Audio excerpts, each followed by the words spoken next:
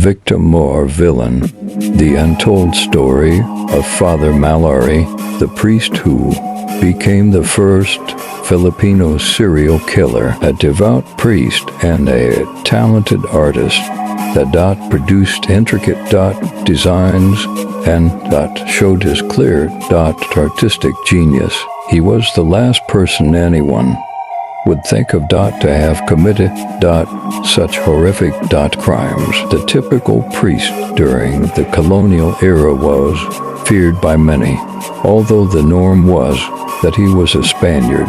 A Filipino priest was much easier for the locals to trust. But evil wears many faces, and Father Juan Severino Mallari eventually turned out to be the first documented Filipino serial killer, as well as the first Filipino priest to be hanged. Here is another calligraphy made by Father Juan Severino Mallari. For the love of a mother, but is evil born or made?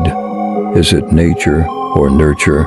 The argument for Mallari's case somehow treads the line when the supernatural steps into the equation. According to Dr. Santiago, Mallari's exploits were born from a belief that his mother had somehow been bewitched or nakulam.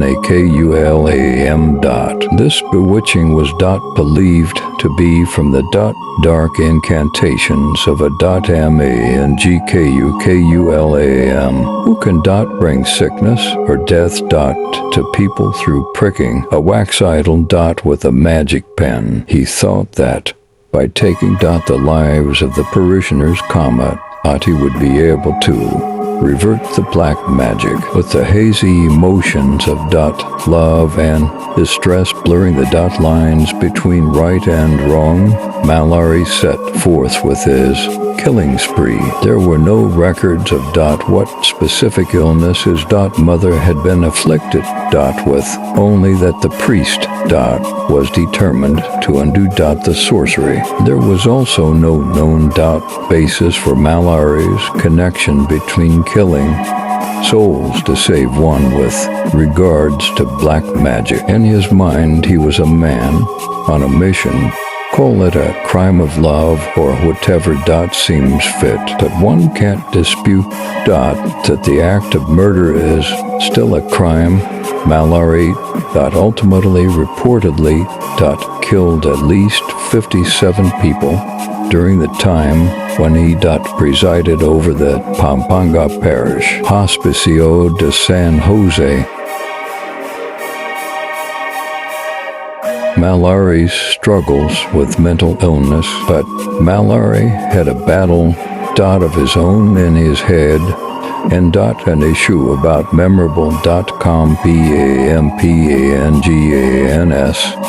Sing Sing stated that the priest was afflicted by severe psychosis. This was often ignored by anyone who dared to notice, since the perception of mental health at that time was quite different from how the topic is approached nowadays. Most of the common folk did not understand what it was and instead blamed it on the supernatural. According to research by Dr. Miguel P. Texan, there was still remnants of belief in black magic and superstitions, even though colonial times had sought to change that. Still, the Spanish view was slightly more advanced for its time, seeing as the world's first mental hospital, according to the publication Alatea, was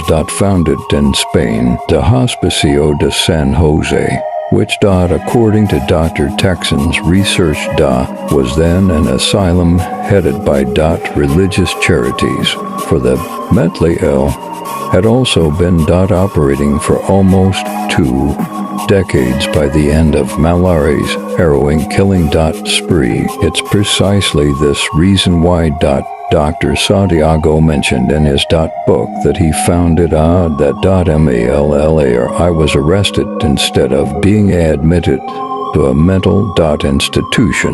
The priest's alleged murder stake that had started with his mother's illness came full circle when it ended with his own sickness. 10 years later, Sing Sing stated that Mallari had fallen physically ill, and members of the community decided to visit his place of residence. For people who had not intended to investigate the string of murders, Mallari's visitors had a lot more luck than the Guardia Civil when it came to finding the evidence. With that, the truth about the harrowing Magaon deaths began to unravel. It was a spine-chilling sight, worthy of a horror movie. A stash of items covered in blood, located in the house of a seemingly blameless, virtuous man. Suddenly, the mysterious murders of the past decade began to make sense. There were no records of exactly how he committed his murders, but the evidence was damning. Eventually, the authorities imprisoned him in Manila, where he stayed for 14 years until he was hanged in 1840. Wait for part 3.